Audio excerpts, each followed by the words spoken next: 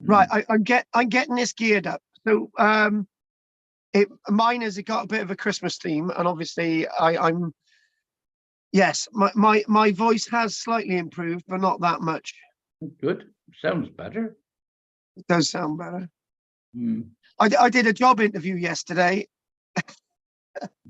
an acting job interview, and it was like, I'm getting this geared up.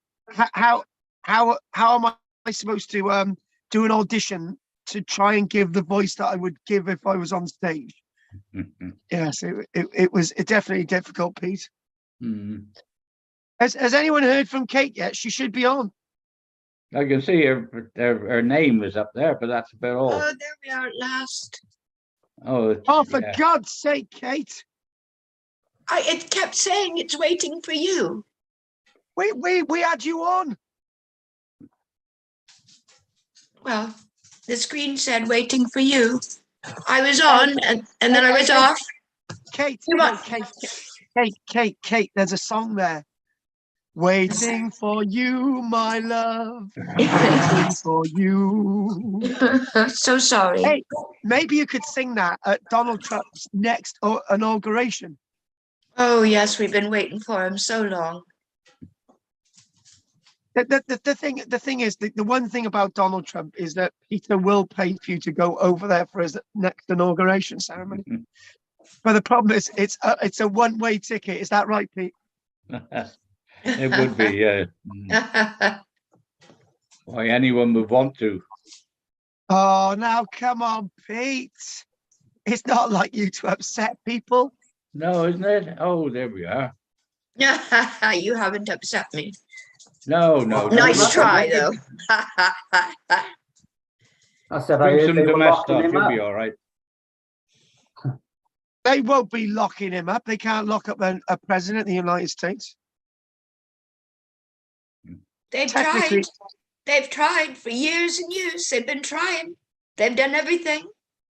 Now they've even got his taxes, and they're not good. There's nothing there. There's nothing there. On that No, he note, didn't pay any. It's not so. hey, on that note, guys, let's have a nice one. This is Right. the last one before Christmas, so I want to know if there's any news from our Barry area this week. No. No. Right. Well, one of you has got to say something, and I I do see all the believe. scaffolding around Dufferin House Is there? Oh, how did you know that, Pete? because I had the Barring District this morning. Oh, they've got a photograph of Dufferin House's scaffolding around it. That's amazing. They have, yeah. Do you know the gravity of a person who writes an article like that, knowing full well that even though aesthetically an image of Dufferin House with scaffolding is not pleasing to the eye, but having scaffolding proves that there's a moment in time of great restoration, and out of that chrysalis, Dufferin House will emerge. There it is. So, oh, that's actually, Pete, that's actually a pretty fucking good photograph. That's pretty good. Yeah. Mm. I wonder who took that photograph. Doesn't say. Do you know the people who write in the Barron District, right? That regular column each week, they need an award. I thought it was just him. No, occasionally, as you know, the guy who writes those articles in the Barron District gets his minions in on it, doesn't he? You know. Oh yeah. He mentions his understudies and his minions occasionally. A certain Kate and Pete. Yeah. Oh, and we It's forgot. so good to have somebody to blame it on, isn't it? There is a week to my eternal shame that that good old Richard went out and took a photograph for the column, right? And his name wasn't even mentioned in it. So what I did the following week, I used somebody else's photograph and gave Richard the credit. Details. The score remains the same. Well done. It does, but Richard needed a goal that week, so I just he needed to be served with that goal. Right, okay then. Peter, are we doing any? Did you say you were going to get something together for us this week? Because I've got something in my head that I want to offer. We'll So, use that. I looked for something, but nothing that I haven't already done. Oh God. Hopefully I will be able to partake my voice for an hour, but we'll soon see how it goes. Oh, we really enjoyed those torpedoes and guns and stuff. Fabulous, Pete. Fabulous. Well, there I we couldn't are. wait to tell my son all about it. Mhm. Right. Okay. If there's no other news from you, Pete, what about from wonderful Richard? Come on, Richard, you can't let us down. Where's he gone? No, I haven't seen anything really this week. Watched a few programs on the telly and All right, good. Oh, I Good. have a bit of news. I Yeah. was at TK Maxx yesterday, Oh my God! Right, and there yeah, was go on. a huge ruckus as somebody got pinched for shoplifting. Oh, what's it? Lots of shouting, and turns out there's a plainclothes policeman there like all the time.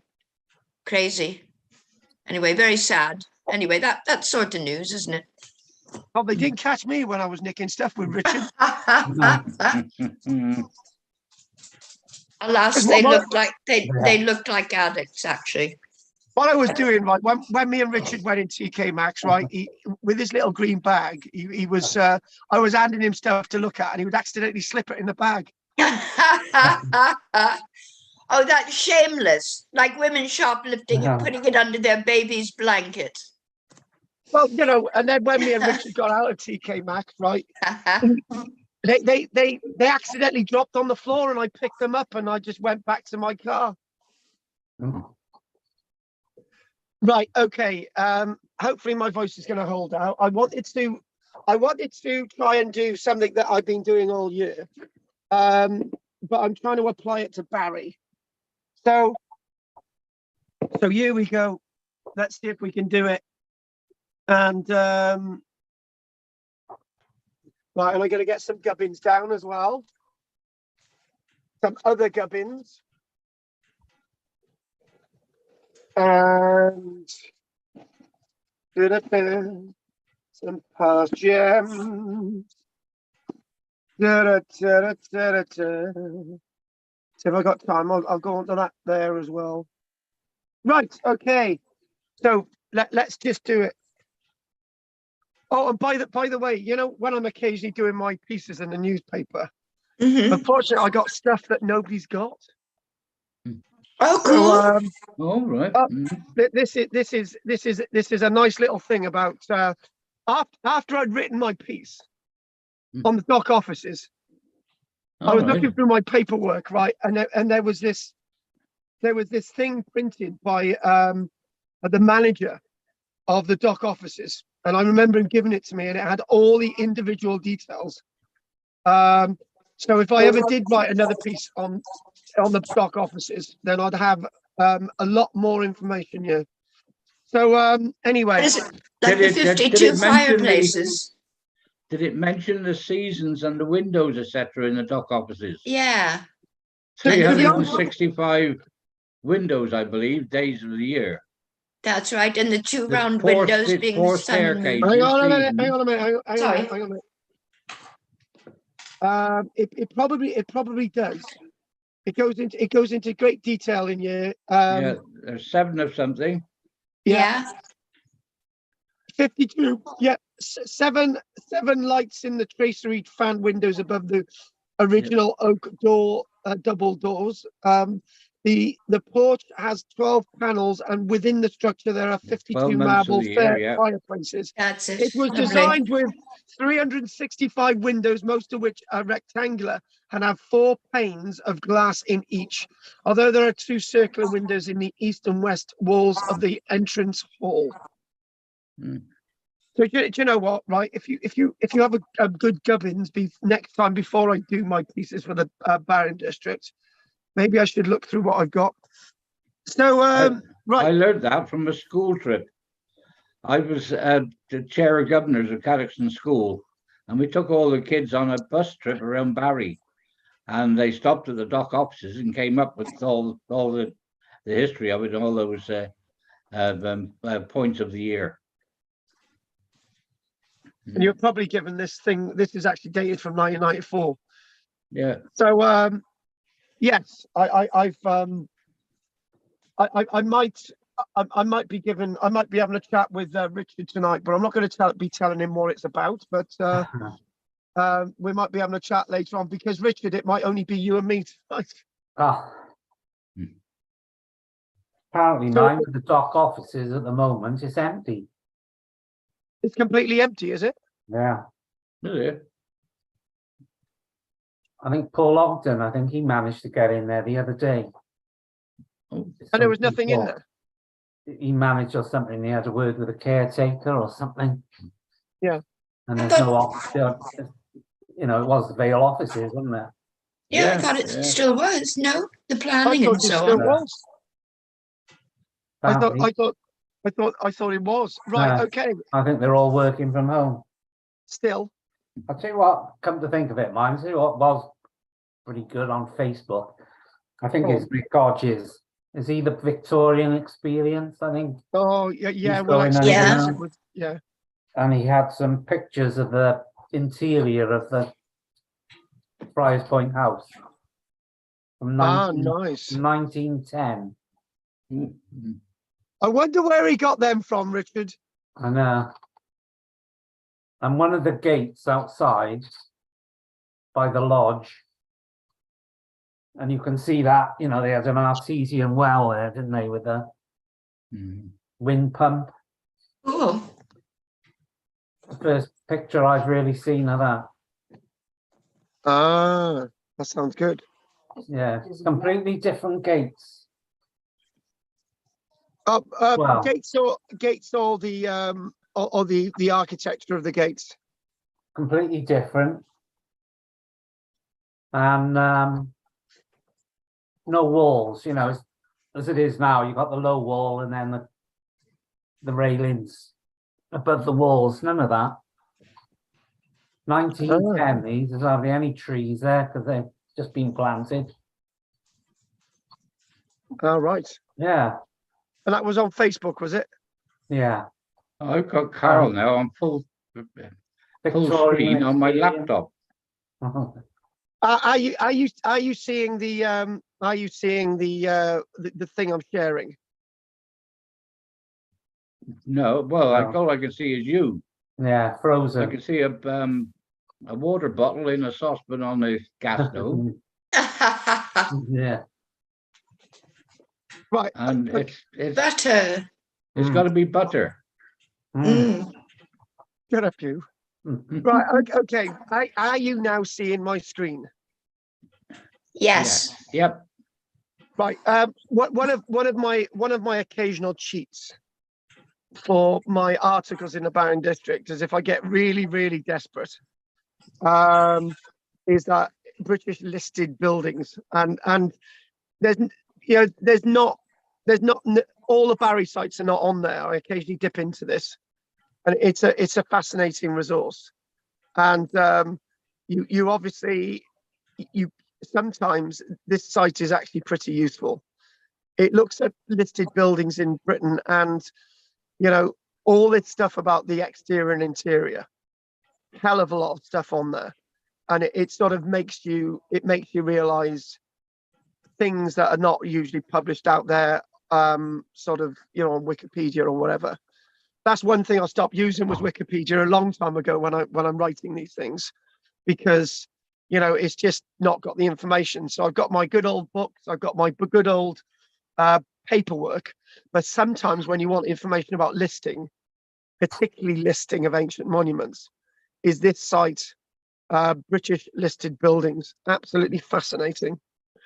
One of the things I wanted to do this week was to think of Christmas, and the way we're going to think of Christmas now is I'm just going to type in here.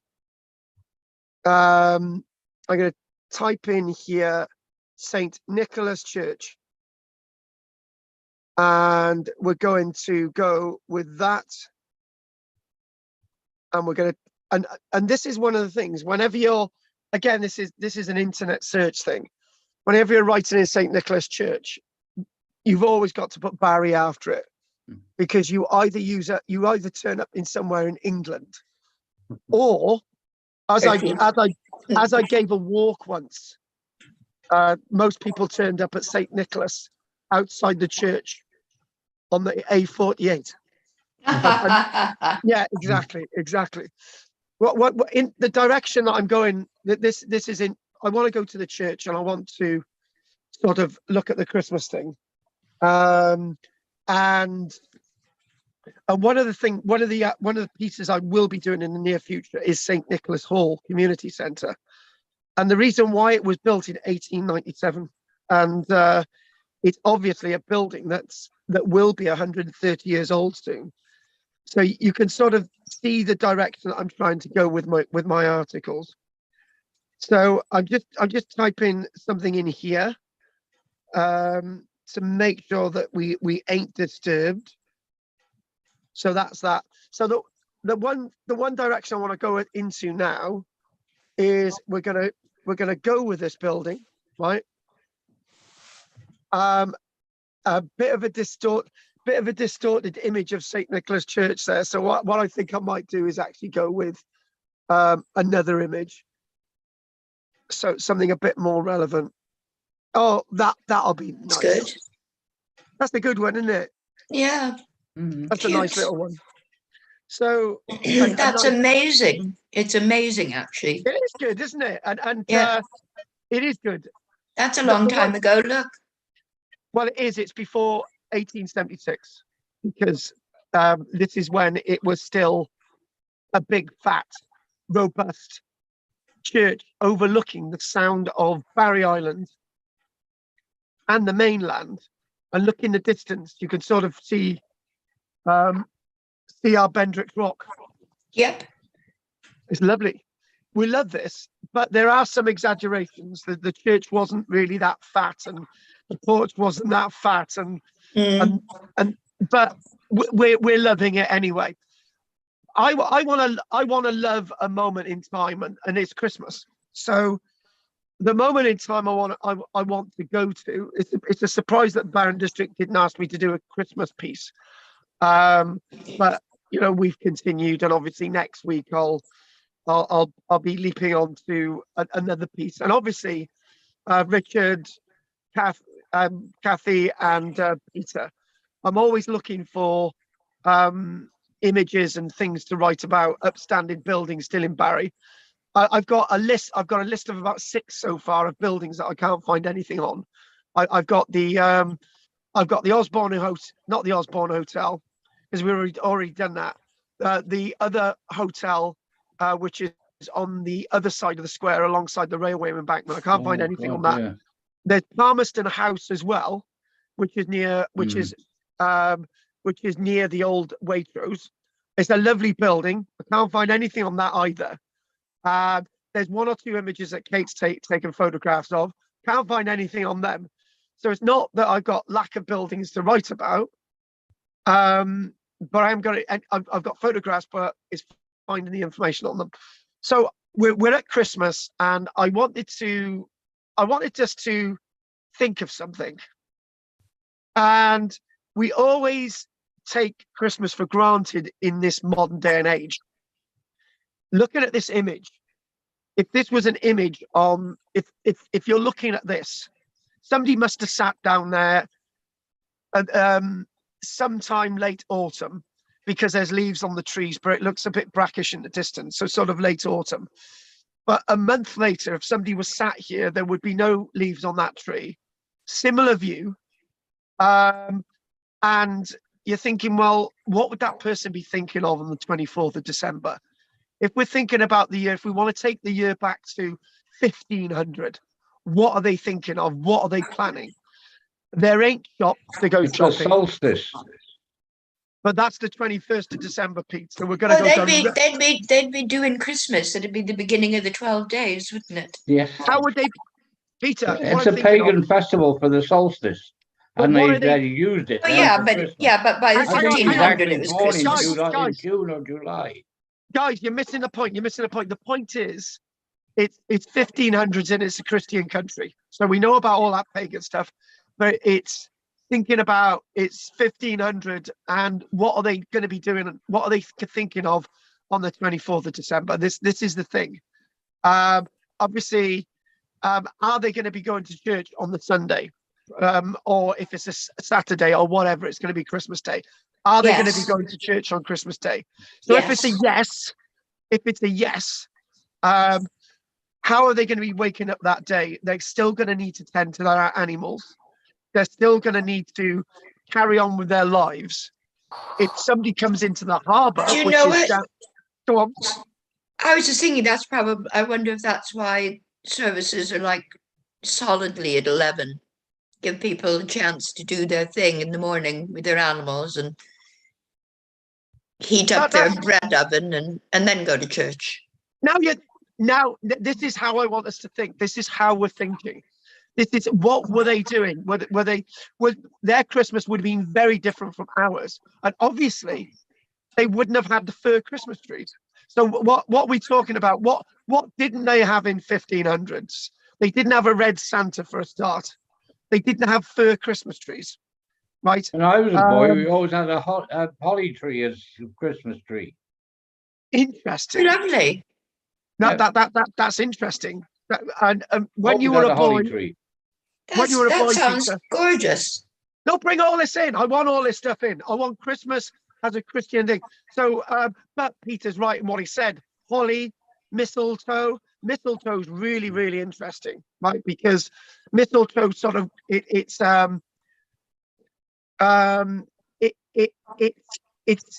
invasive species that grows on other trees. Yep. Right. So mistletoe sort of grows in a little basket in trees. Have you ever seen how mistletoe grows? Yeah. It's usually the droppings from Parasite. birds in the junction of a branch. Exactly. Mistletoe's a really interesting one. Mainly apple trees. Love it. Apple trees. That is really, really good. One of the things, keep chucking them out there. We're not going to. Apple trees are really good. So we've got holly. I think I mentioned mistletoe, or one of you did. Ivy. Ivy. Ivy, of Love course. it. Yeah. And This all is the stuff things- that's still green, isn't it? Yes. I think Love that it. was part of the Well, whole. anything is evergreen, yeah. I think that was part of the whole pagan thing, wasn't it? The imitative magic. You What bring about the yew you bring trees? the green things in to sort of nurture them, so they come back to the world. What about the yew tree? The yew tree is all year. And what do we usually find in church graveyards? Yew Yew trees. trees. Yew That's to keep trees. the cattle away. But they're still there. They're still there, Peter. Well, right? yeah. And Yeah. this is the point. This is what we're doing. Well, actually, Pete, you've just done another link. Let's keep cattle away, but these people are going to tend to their cattle on Christmas morning. So this is that thing. So It just keeps the cattle out of the churchyard. It probably is something very, except if they took over pagan holy sites, there may be a yew tree there already. Well, yew is poisonous to animals, and so the cattle know it, and they won't eat it, and that's why they plant them around keep them out of the graveyard. There is something that is pseudo linked with that, right? Did you know? Mm-hmm. Can you obviously 1914, 1915, Christmas Eve, there were the truces in the trenches, right? There definitely wasn't a truce between the Germans and the Americans in 1944 in the Battle of the Bulge, but that's another time. But when we think about the First World War, there was this thing about a Christmas truce. Now, I'm going to be a little bit sort of in another direction. People didn't usually fight in the winter, particularly before the First World War. It's not the type of thing people did. It wasn't tradition to fight in the winter months. Mm. So when you think about Christmas, Christmas is Christmas by the point of time of year where it's bloody cold, right? Peter inadvertently mentioned the solstice for another reason a few moments ago, but the solstice is the time that we get the most least light in Great Britain, but the day after we get a little bit more light than the day before, right? But that falls at the time when people ain't going out fighting. They're not, there's very few wars that occur. There's very few battles that are mentioned in history books, except for the Second World War, that actually mention Christmas, right? Because traditionally, Pete's right. You know, when you're Kate's right, it's all about sort of paganism and the winter stuff and Christianity, but it happens to be the most peaceful part of the year because of it's cold. People don't like going out fighting. So cynically, I'm seeing Christmas linked with much older traditions. Pete mentioned earlier on, but traditionally linked with much older traditions, right? That seemingly link in with the tradition of Christianity and peace, right? One of the things you could see at Christmas time, this is inadvertent as well. What do we say about Christmas? It's a time for everybody to get together and to see loved ones and to see family. I tell you what, right? If you go through the annals Oh of my songs, goodness. yeah, I exactly. never looked at it that way. That's Yes, if you so sad and mind-boggling, really. Why didn't I see that before? But the thing is, all of this to do with Christianity is directly linked to your seeing your relatives, because on a Christmas day you would go to church, and who would you see? All your relatives in the church. The church And the Holy Family. Yes, the church holy family. But the fact of the matter is, you are meeting people that you may. That's the point. That's the thing. You see, this is really exciting stuff, because what we're seeing with Christmas, the church, paganism, and all these other things, is that as you're working out on the fields practically most of the year, right? You're tending to your family, you're tending to your animals, your family. You're having to deal with your crops. You're having to deal with whatever things that you can trade. If Christmas is that day, those few hours of Christmas that you go to church, it's the time that you meet relatives that you would not normally meet for the rest of the year. And the other thing as well is, cynically, Kate, don't turn it too cynically. Actually, it's not a bad thing that you actually see your relatives in the church on Christmas Day, right? It's not a bad thing. And the other thing that you mentioned about, you know, we might go to church at 11 o'clock or 9 o'clock, or we might go slightly later. There's another reason why you're going to the church later on in the day, because it's going to be warmer inside the church. It's Possibly. They're very cold now. And it's going to be linked to the fact that you've got to tend your animals and all the rest of it in the morning anyway. And the other thing as well is, it might also be a time that you can, it's probably maybe one of the only days of the year that you might get together, right? And you might meet again. It's a really important point when you think about the church, right? But what we need to do, we need to look a little bit more secular. So what we're going to do, I love this image, but unfortunately we've got to move on to, if we're going to do secular rather than church and ecclesiastical, what we need to do is go to this one, right? Barry Castle. Right. And where does Barry Castle fit in the whole thing? Well, you've got some really nice images here, right?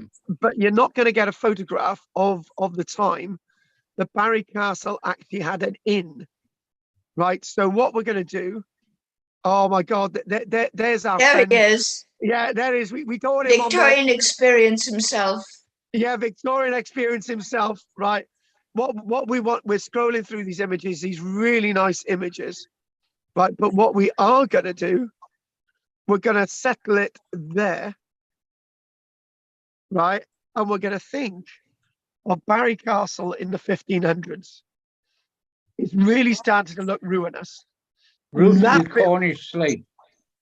And lots of those Cornish slate would be still wrecked on the ground. However, in about the 1500s, by 1541 at least, John Leland is writing about Barry Castle as ruinous. So that's our point. When we think about that, where that bench is on the left, probably at that stage there was some kind of building there, some kind of inn.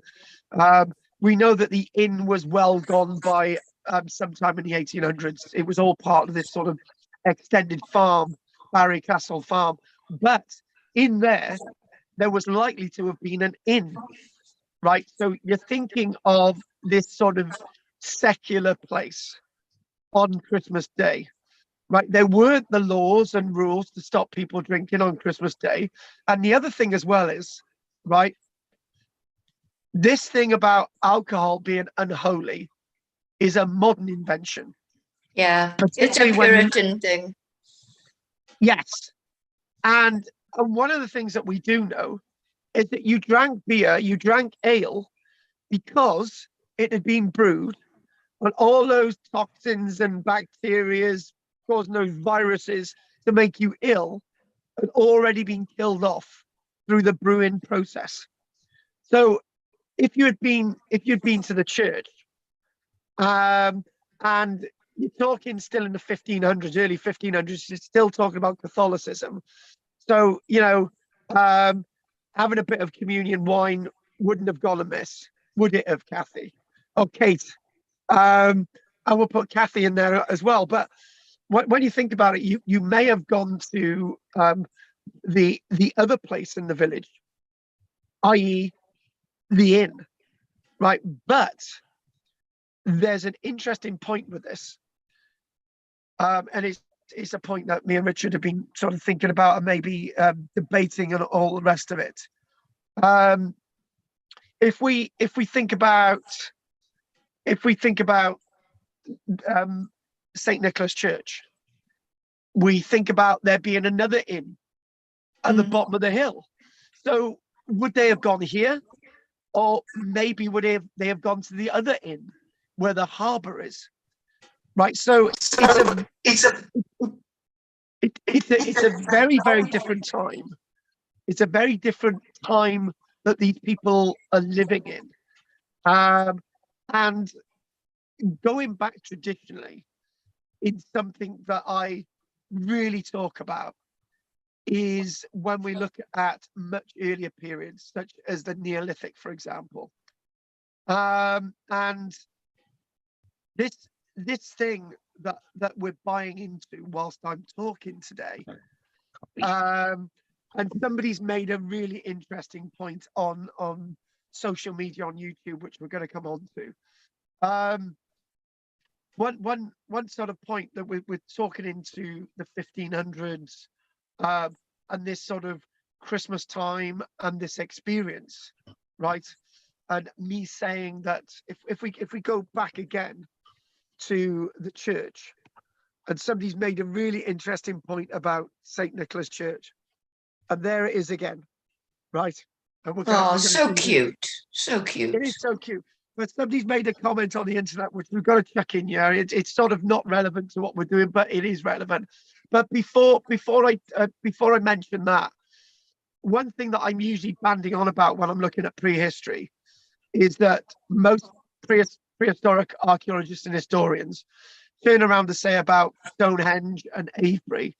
They say that Stonehenge and Avebury are places in the prehistoric period that people would have gone to and had socializing and feasted upon this and that, and they would have come from miles around. And my argument against that is usually who looks after the crops and who looks after the animals when you go to these festivities 10 miles away?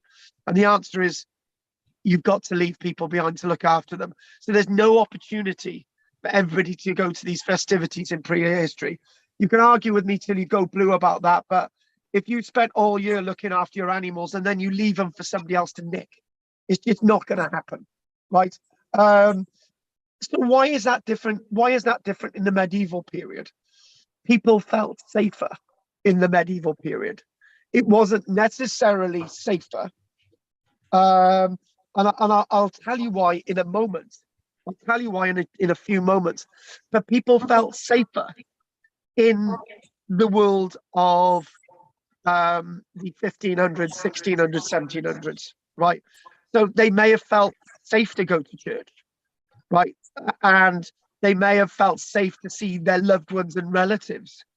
And the ideas of the past being something of an invention that Charles Dickens gave us is basically that, an invention. You know, these great festivities that they show occurring at the beginning of the reign of Queen Victoria, where people are going to Fezziwig's party and everybody's out, you know, sort of feasting and sort of doing the Christmas thing. That's not really the case. It's the invention of Charles Dickens. So when we really go back to try and understand history, we've got to look at the points and the pointers within the landscape. So this point that somebody made on the internet, there's somebody called Mark Mug3. That can't be their real name, but they say that the church bell and the gable looks like a spaghetti Western church. It does. Yes. Have we a Spanish influence somewhere? I'm still learning. You know what, right? Do you know what? I've never thought of it that way, and maybe. Well, no, yeah. I think Yeah, before they built those big bell towers, that's really the only way you could do it, isn't it? You'd have to have them up high, and there'd have to be room for them to swing, but they weren't building the towers to enclose the whole thing. So that probably was like that for a while. Well, that makes me want to look that up. Do you know that there's 2 points with this. When we did the Wesleyan Church in Carrickston the other week, did you notice that there wasn't a bell in it? Yes. And there was no fittings to have a bell, as far as I'm concerned. Mm. If there was, it may never have been rung. I don't know. That's me. But the fact of the matter is, you know, you are right. You know, this might look like a spaghetti Western church, but bringing the bell itself was a very important instrument of the church. It may have brought you to the church at certain times, you know, harvest, Sunday, other days of the week, and Christmas, Easter. But it was also another mechanism for control, the curfew, where you would have had somebody ringing a curfew bell to basically tell you to put your fires out at night. Have you ever heard of that? When to go to the fields, when it's time to come home from the fields. Yes. The bell was a very, very important instrument. Right, now we've put a load of stuff in there. Let's think a little bit more about Christmas, right? What other things may you think of Christmas, right, that you might think of with Easter? There's a clue in what I've just said. Right, and come again? Right. What might you think of with Christmas? Right. The words are in my mind. I want to bring them out, but I'm not doing it yet. When you think about Christmas, where is the similarity with Christmas and Easter? Why? What happened? No, I was just thinking, but it's a solstice and okay. Let's hone it in a little bit more. What about Shrove Tuesday? What do we do on Shrove Tuesday? Oh, that's another thing. Yes, we eat up all the butter and eggs and flour we've got, especially the butter. The words in my head, right?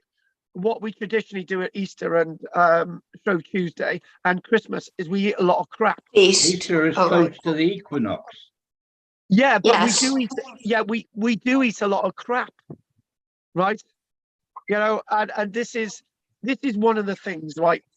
That's just feasting. You're eating whatever is left over, isn't it?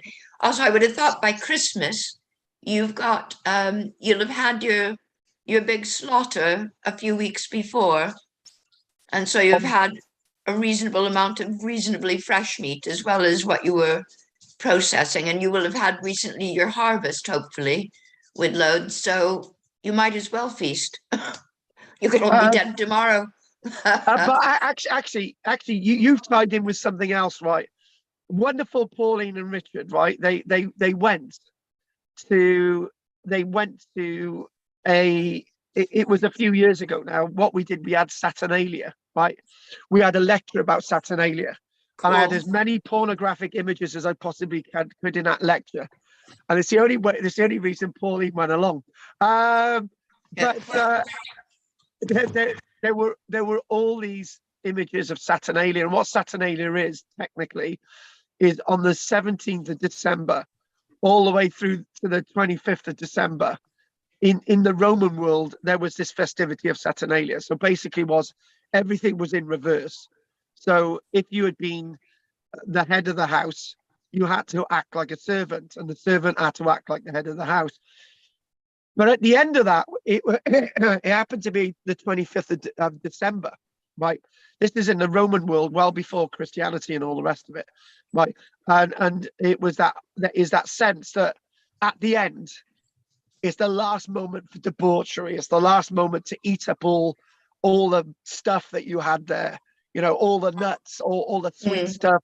It was the time it's the last moment to get totally, utterly, my French, pissed. Right now, The reversal of roles over Christmas was something more quite traditional. At sea, over Christmas, the captain waited on the crew. I love it. That's like the Lord of Misrule too. Similarly, in service, the reversal of the roles, where the employers actually waited on the staff. That's right. Like the Lord of Misrule, which is a bit earlier, isn't it? But it's for 12th night. They did that. I'm shaking my head in complete appreciation of what you're saying, because I'm loving what we just did there. We brought everything together. That was so good. This is from different people's experience there. That was great. That was great. That really, really worked. That built up there really well. But one of the things I would say is Peter talked about the positive stuff. We've got a bit of Saturnalia. Kate's done her bit, right? But I wanna then go on to Boxing Day a moment, right? I can remember as a child, and I still do, right? You have this massive build up to Christmas, right? We've now got to mention Jesus Christ, right? And Peter, we know the dates are different, right? But you go to a child in school and maybe they might know why we do Christmas. It's the birth of Jesus Christ, right? Peter, keep that there, right? We can do that, right? I know what you want to say. You've said it, but I want to keep that there. But after on the 12:01, and we now go into Boxing Day, it's almost as if it's over. It feels that it's over. That for me, it's like a complete anti-climax. When Christmas Day is over, that's it. It's almost as if we go back to the way we were. That whole build-up, what was it for, right? And we go into Boxing Day. Shops are open. Within a day, banks are open. Everything's back to normal, right? But what I want to say is that for these people, they didn't have long to celebrate Christmas. In modern day society, we've got the ability to celebrate a long Christmas, right? We've got, for example, I'm, as you know, I'm a fellow of the Scottish Society of Antiquaries, right? And they sent me an email in the past few days, and they basically said that the office is not going to be open until I think the 9th of January. And I'm thinking, and this was sent a few days ago, and I'm thinking, that's nearly 3 weeks. But back then, these people had to go to work after whatever they did on Christmas Day, right? They had to go out and feed the animals again. or they had to go out and plan the next day, right?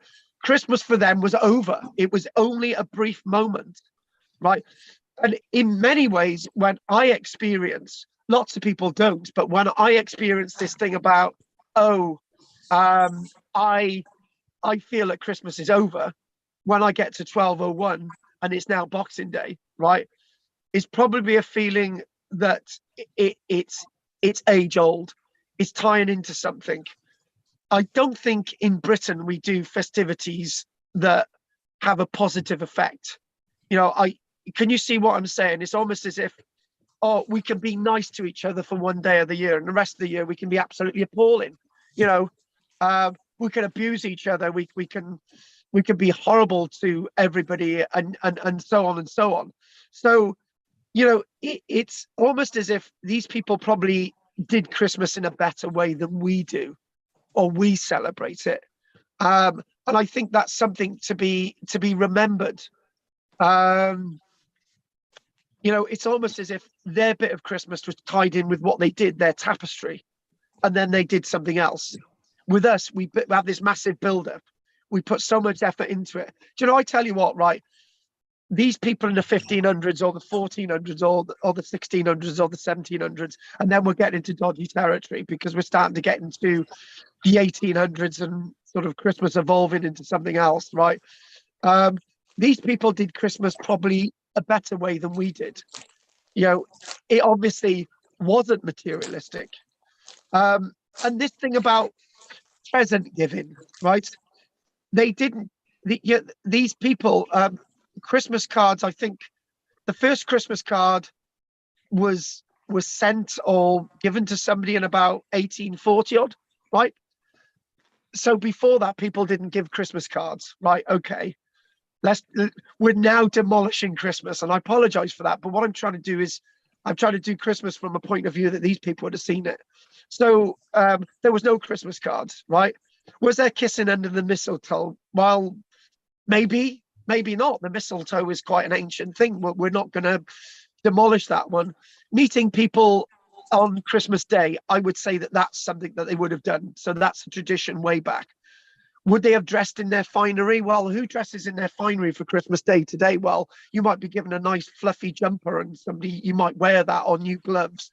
But these people going to church would have dressed in their only spare pair of clothes that they had, or spare item of clothing. That's the point. They may have only had a pair of boots that was handed to them down the generations, but wear it on Christmas Day, wear it on a Sunday when you go to church. That tradition is still with us today, and I can see that. Now, did they give presents? I want you guys to tell me whether they did or they didn't, Kate. I think I read this the other day that it was really just for children. They did. I think the Tudors gave each other Christmas presents, or perhaps they were New Year's presents, because they used to do that as well. Okay. And of course, Saturnalia, yes, they did. Oh. It's quite funny to read the accounts, because everybody's expected to give everybody else a gift, a little figurine of a god, or a box of figs, or something. But there's lots of funny stuff written about Saturnalia. Yeah. And how I only got this last year, so I'm just going to give him a piece of cloth or something. So it's silly, but so human. But a bit like us fretting about presents. Maybe what I could say is possibly this idea about giving presents at Christmas could actually come from harvest time. So if you've got a late harvest, because their harvest time was a lot later than ours, late into September, but obviously September, October, November, December is a long way to go. But in a harvest time, you would give gifts to the church, right? You would take gifts to the church. And also the other thing as well is the churches needed things paid for, right? And not sounding cynical, right?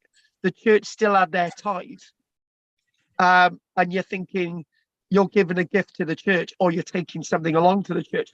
These people didn't necessarily give money to the church. They may have actually, in Ireland, for example, you may have given them a load of bog butter or bog cheese or whatever, right? So The harvest festival was when you took some of the products of the harvest to the church, sheaves of corn, Thanksgiving.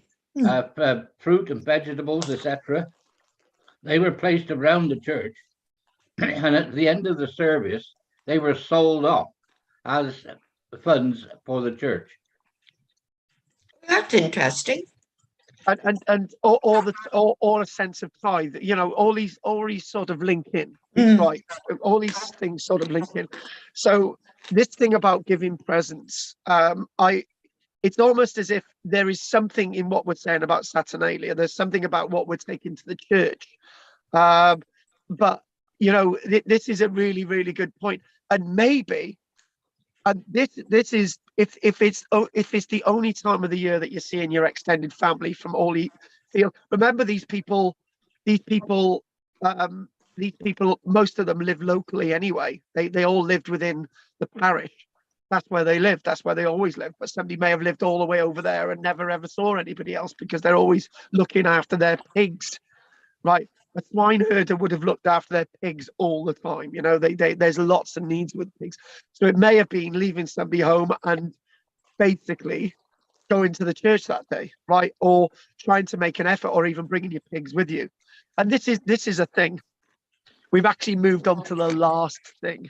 The hanging of a stocking and receiving gifts within the stocking was all part of Christmas. You hung your stocking up, hoping to get it filled with presents. Some of the I would have in mine would be an apple, an orange, something like that in the actual stocking. And I thought that was amazing. Lovely.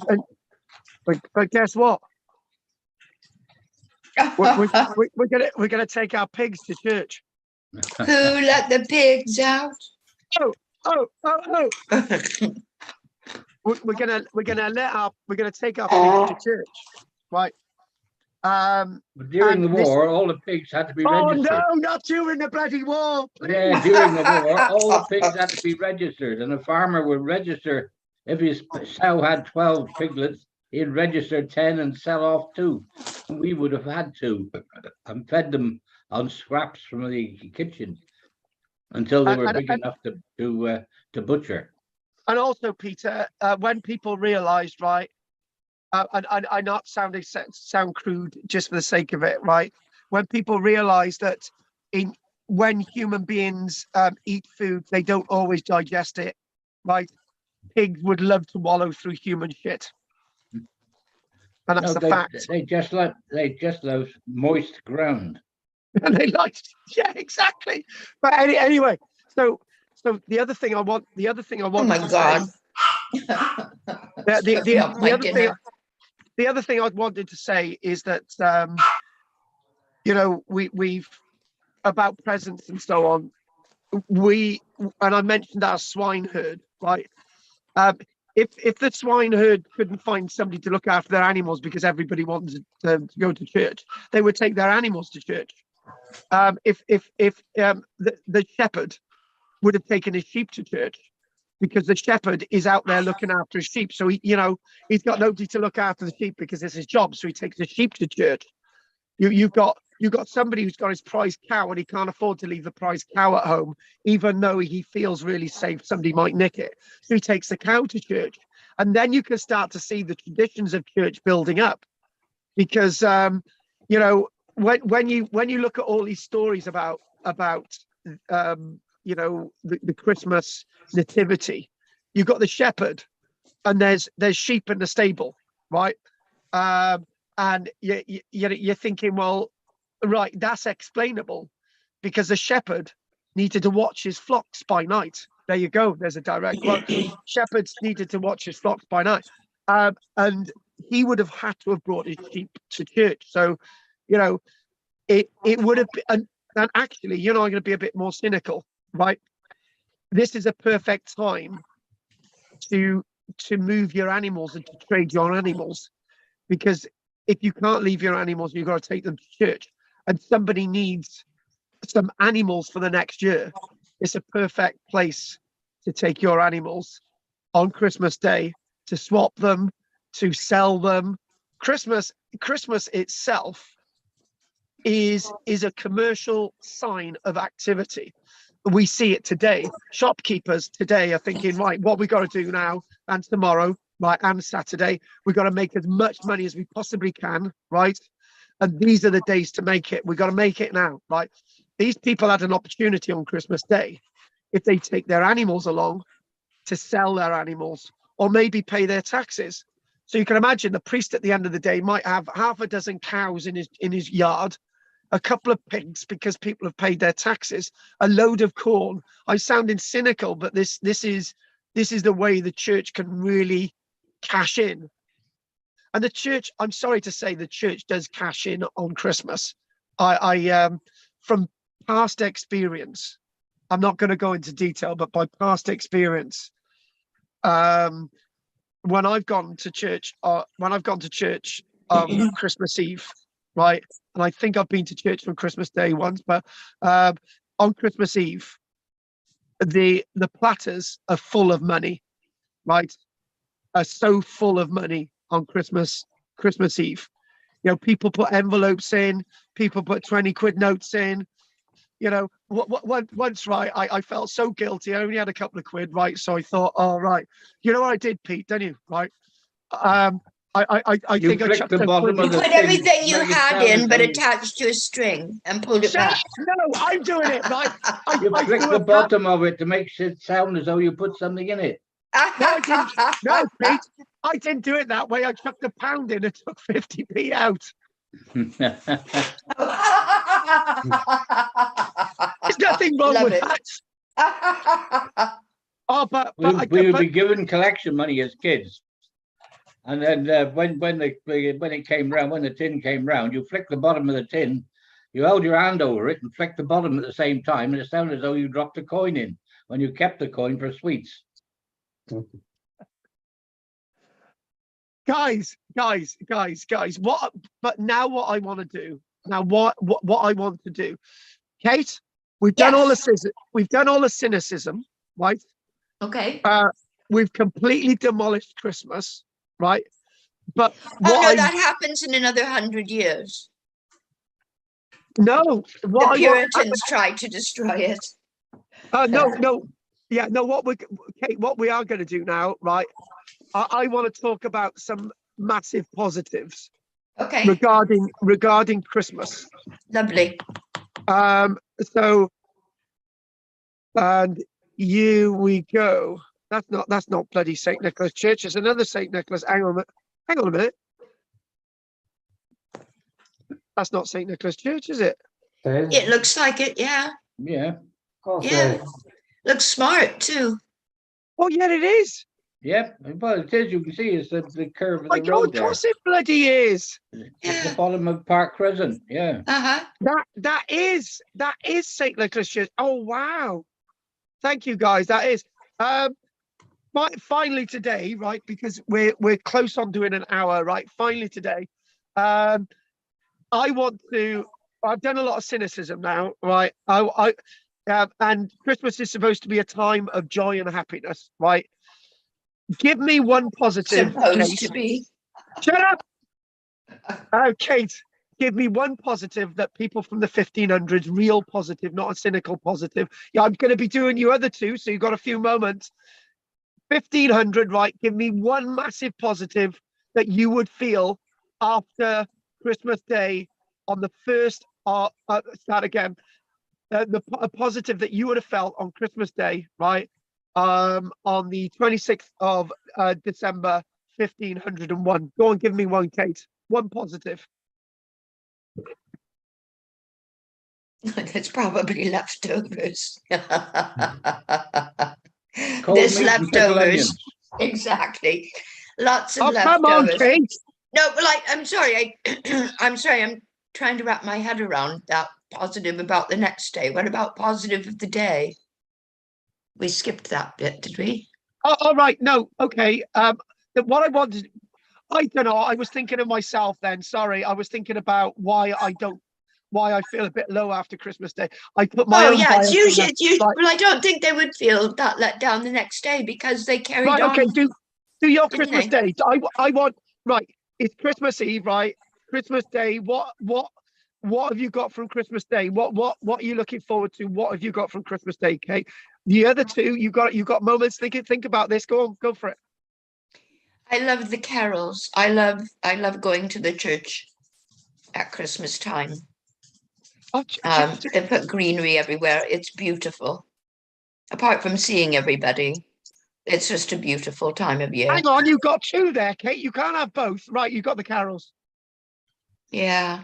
Yeah, you got the carols. Yes, the Okay. singing and just the time off because some people that was the only time off they Stop had it, was to that's go to three. church on Christmas Day. Kate, that's three. Stop it. No, the others can't use them either. So Kate come Shut up up. with Okay, I shut shut up. up. Carols. Kate come up with carols. Having time off and seeing people, right? So the other two, you can't. I'm the third as well. I'm the fourth man. You know what I'm going to do? Go with Kate.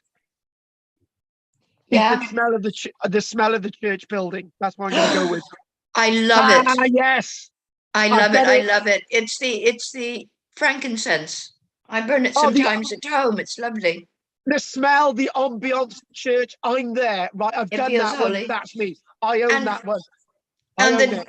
the Go on. devout true believers too, I suppose, would be cheered that it is our Lord's birthday Exactly. and full of thankfulness for him being sent to us. Exactly. Stop it, Kate. You're so bloody greedy, right? Okay, Peter. Other than everything that Kate and I have mentioned, what would you remember in the 1500s from your Christmas Day in church? Go on, tell us. Well, Boxing Day was always cold meat and pickled onions and football. Stop it! No, The I'm 1500s. 15 bloody hundred, you silly man. 1500. Go Well, on, Pete. yes, it would have been the cold meat and pickled onions. Is that on Christmas Day? Yeah, No, leftovers. Boxing Day. Oh, No, Pete. Hang on a minute. he That's skipped not. on to Boxing Day. No, Pete. We got to do Christmas Day, Pete. Christmas Day, only fair. Go on for it. Hanging the stocking up by the chimney breast. But would they have hung a stocking up by the chimney breast? Well, would they? Oh, When did that start? Kate, he's straight back at me. Then I can't give an answer to that, can I? Crap. Depends All on right, where you're then. talking about. It was a Yes, a continental tradition. thing first, I think. It was a tradition. It's Mm. all tradition. Actually, do you know what I'm going to do, Kate? I'm going to give Pete the word tradition, right? Okay. I'm going to allow, even though we're debating about the stocking and stuff, right? I'm going to give Pete the word tradition, right? And then finally, right, Richard, over to you. You've got the last word on our lecture for this year. Well, I think the way you sort of celebrate Christmas is depending on your means, isn't it? Yes. Cynic. But you'd possibly make an effort, try and perhaps make a couple of little toys for your children. You'd have a day off. Times were hard. Actually, Richard said something really subtle there, and I don't know if you saw it. Parents having a little bit of time with their children, and Yeah. that's what we've talked about is extended family and all the bloody rest of it, right? You see them once a year, but these children are around you all the time that you don't spend any time with. Because you're working. You are spending time with your direct family. I think that is a really, really important point. Even if it's going to church that day, you're doing something with dad and mum, right? And maybe that's a bond, which we don't. What we usually do when we think about these periods in the past, we think that the parents didn't love their children and they didn't care for them. But in many ways, the idea that children weren't loved for by their parents is like a Roman idea, right? Where in Roman society, children until the age of say 5 really weren't relevant, and girls, they really didn't come relevance to the family until much later. But lots of other societies revere their children, right? We seem to forget that. And Richard's made a very, very strong, interesting point there. Right.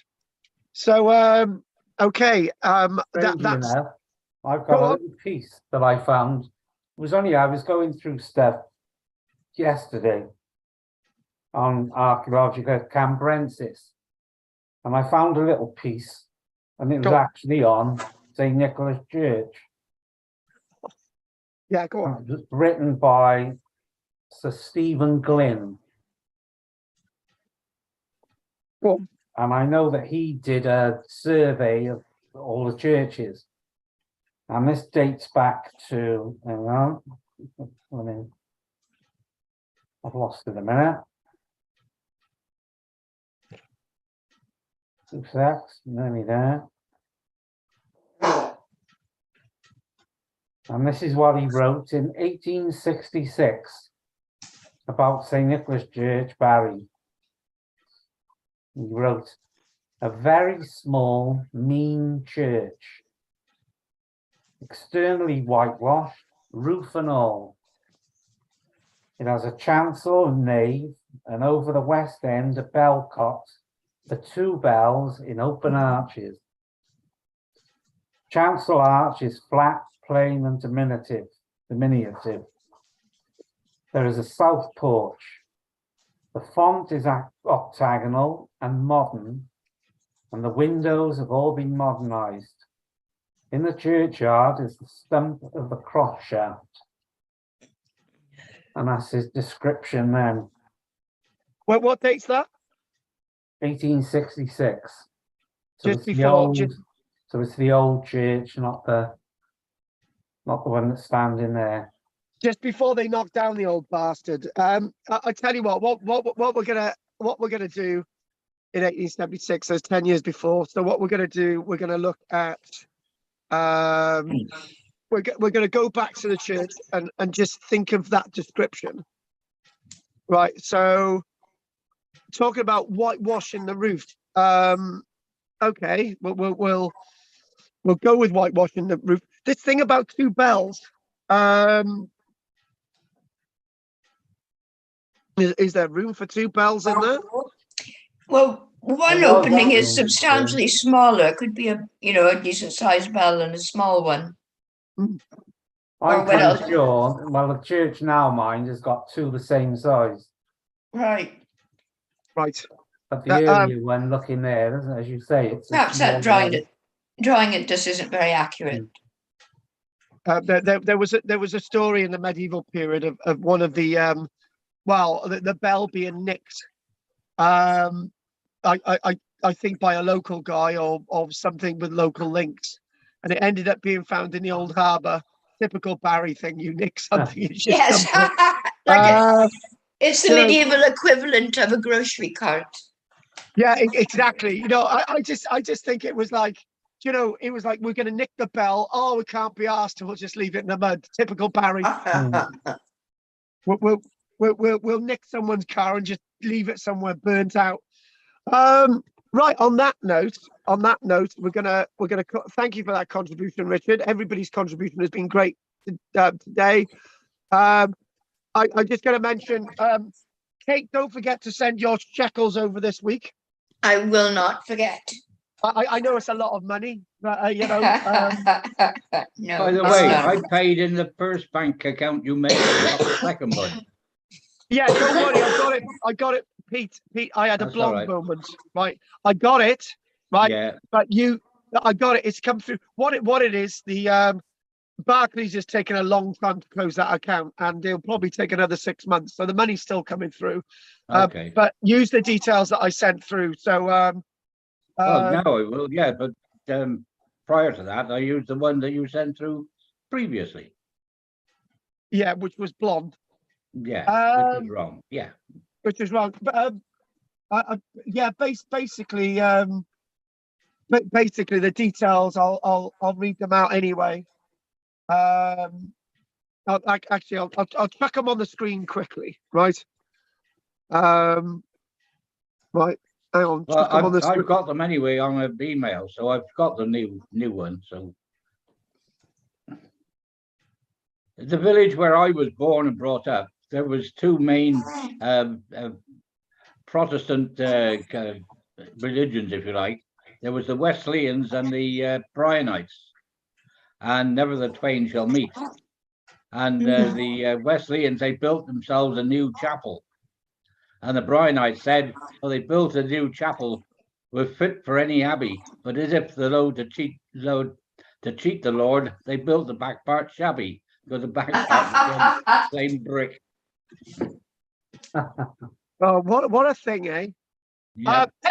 Anyway, guys, on the screen, those are the details, sort code, and that's the account number.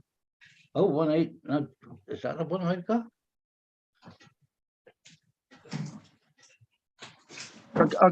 I'll give you a moment to chuck it down.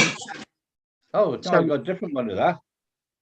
Right. I got So those 2018 27 934 29830. oh, that's the old one. Oh, right. That's the old one, Pete. Don't worry, I don't long moment. So these are the new bank details. That's the sort code 832833, and the account number is 00186992. So has Right, hang everybody on. got those details? Not yet. Hang on.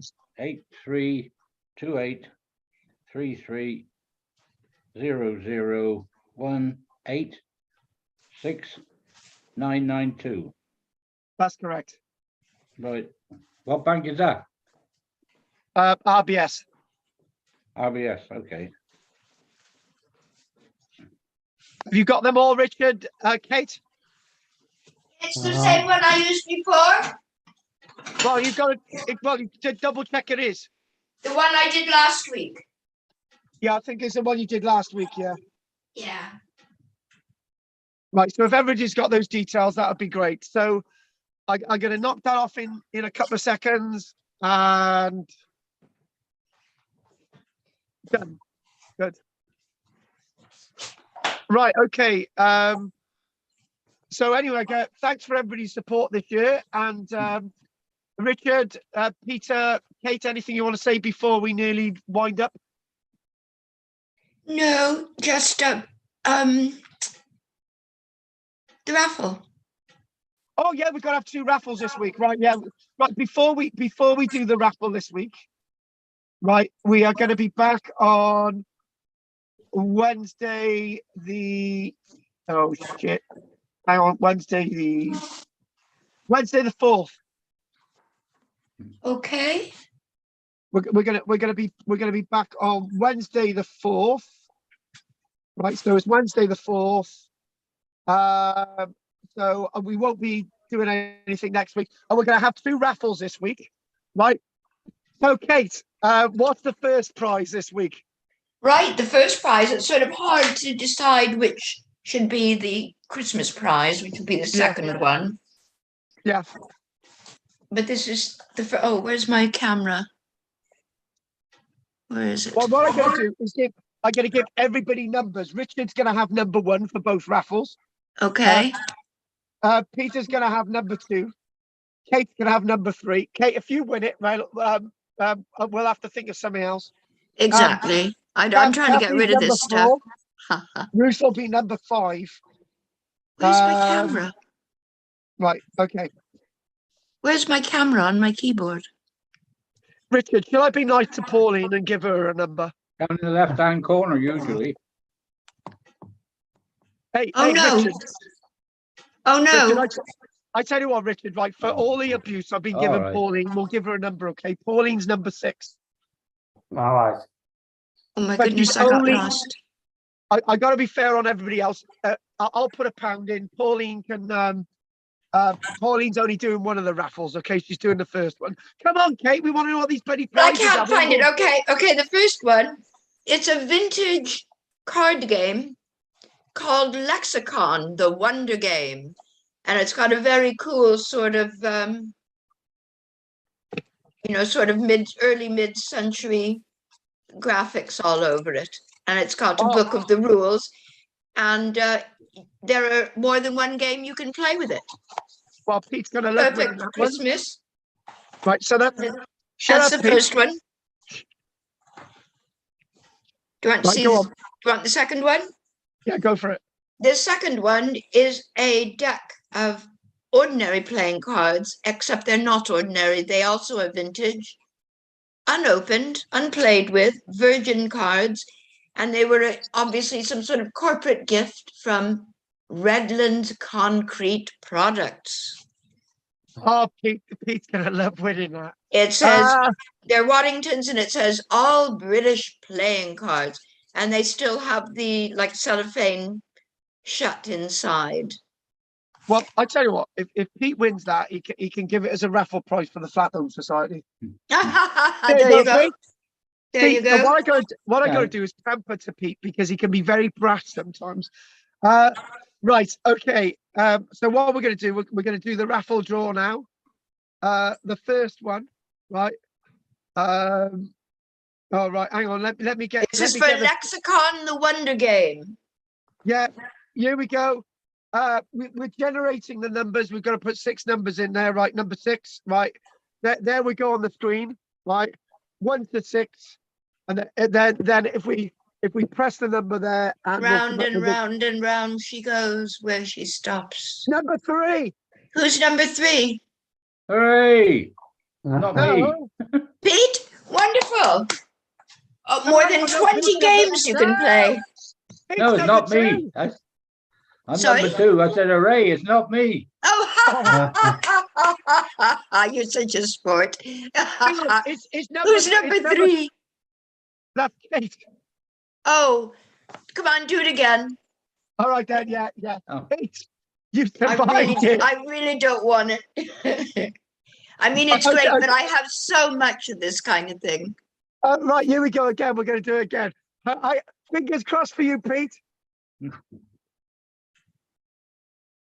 Number 1. Oh, it's number 1. Number Who's 1. that? It's Richard. Oh my God. Yay, Richard.